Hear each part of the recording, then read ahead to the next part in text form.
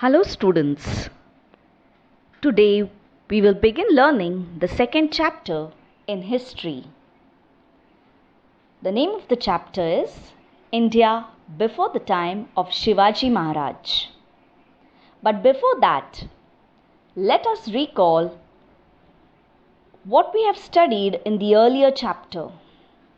We studied what is history and what are the sources of history, means from where we find information about history.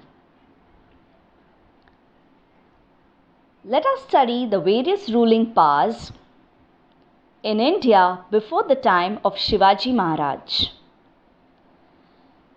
India was ruled by various rulers, kings and queens.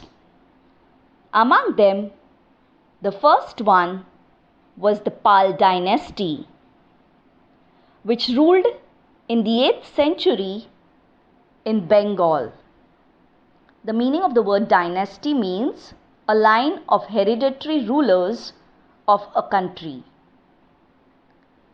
After them, in central India, the Gurjar Parihar Par spread up to Andhra, Kalinga, Vidarbha, West Kathiawar, Kanuj and Gujarat. The Rajputs were not less. They also came to India, North India. The Gadwal and the Parmar dynasties were the important ones among the Rajputs. After them, a very powerful power, that is the Chauhan. Prithviraj Chauhan, belonging to the Chauhan dynasty, was a valiant king. Valiant here, children, means courageous, very strong ruler. In the first war at Tarai, Prithviraj Chauhan defeated Muhammad Ghori, but Muhammad Ghori defeated Prithviraj Chauhan in the second war at Tarai. After them, we had Rajaram I and Rajendra I, belonging to the Chola dynasty in Tamil Nadu, were eminent rulers, famous rulers. The Cholas conquered the Maldive Islands and Sri Lanka using their naval strength.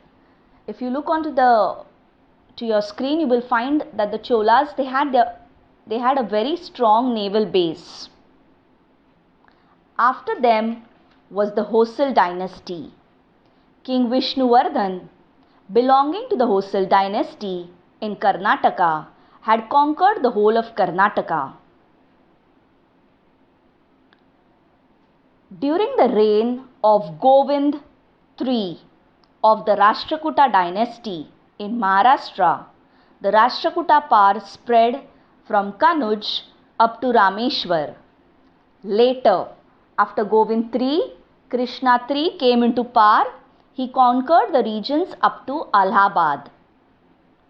After them, we have the three very famous and strong dynasties.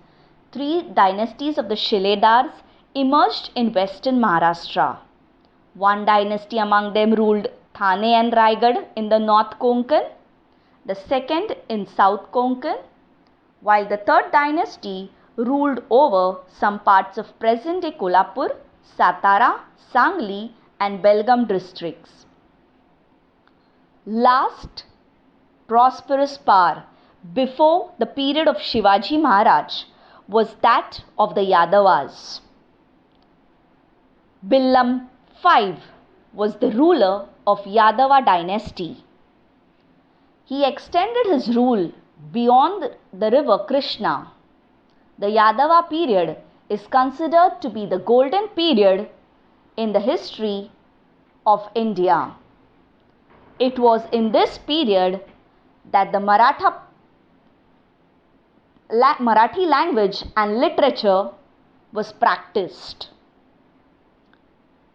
It was in this Yadava period when the Mahanubhav Panth and the Warkari movement emerged.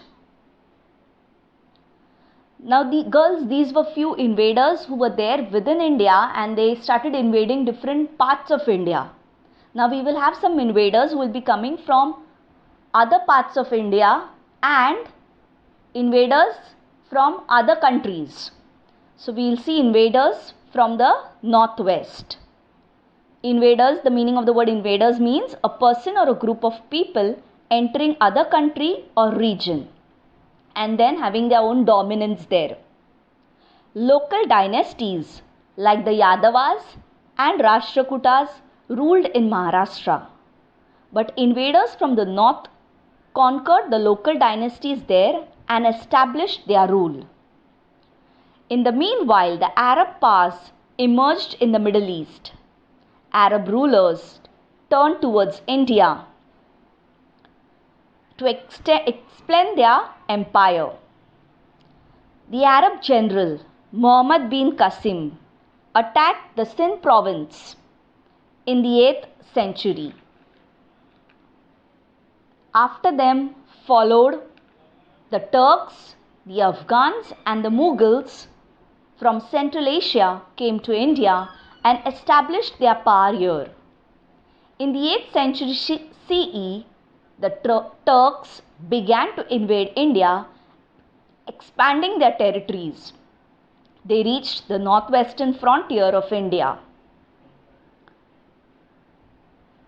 You have Sultan Muhammad of Ghazni invaded India many times. He came to India many times. He plundered rich temples. So all the wealth that was available in the temples, the jewelry or the money or whatever offerings given by people, all he plundered all those. He took away all those things from which temples?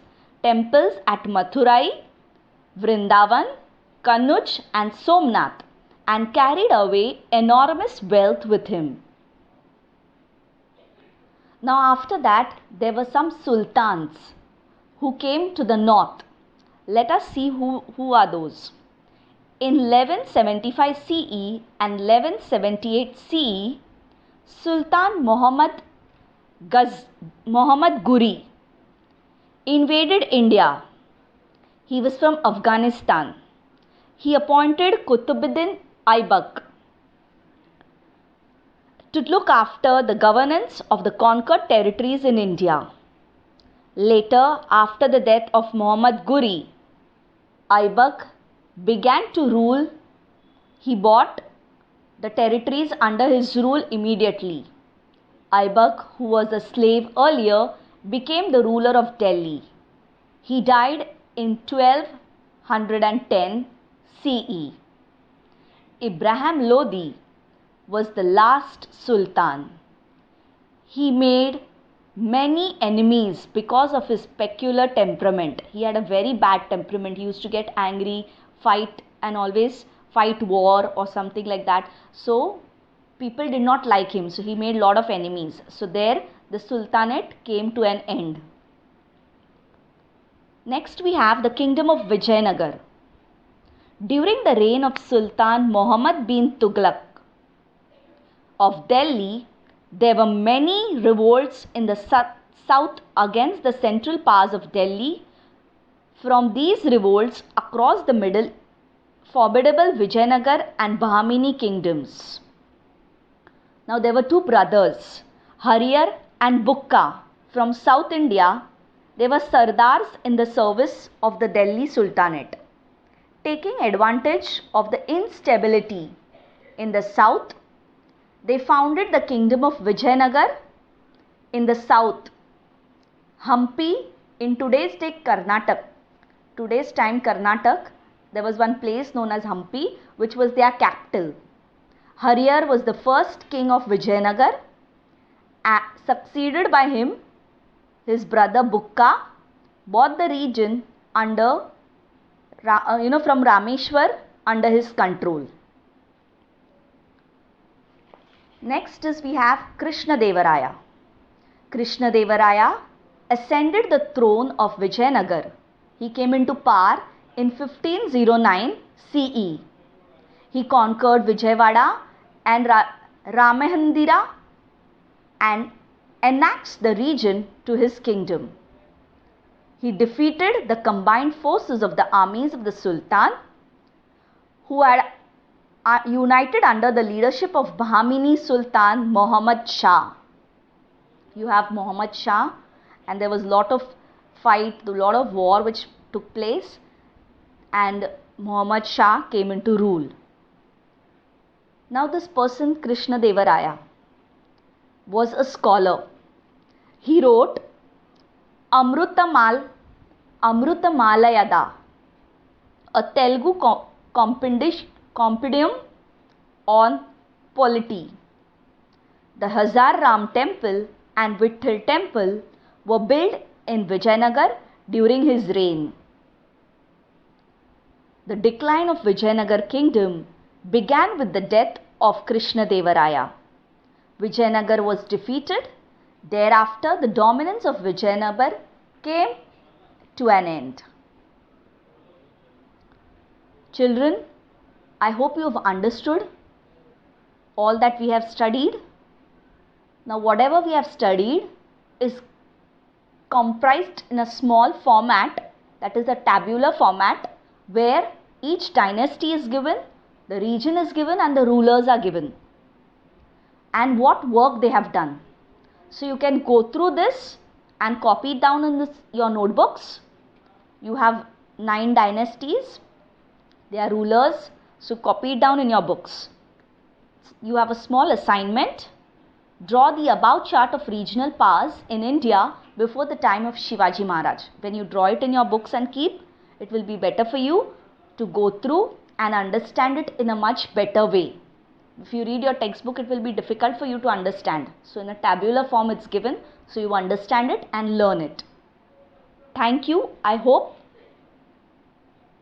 you enjoyed watching the video. Thank you.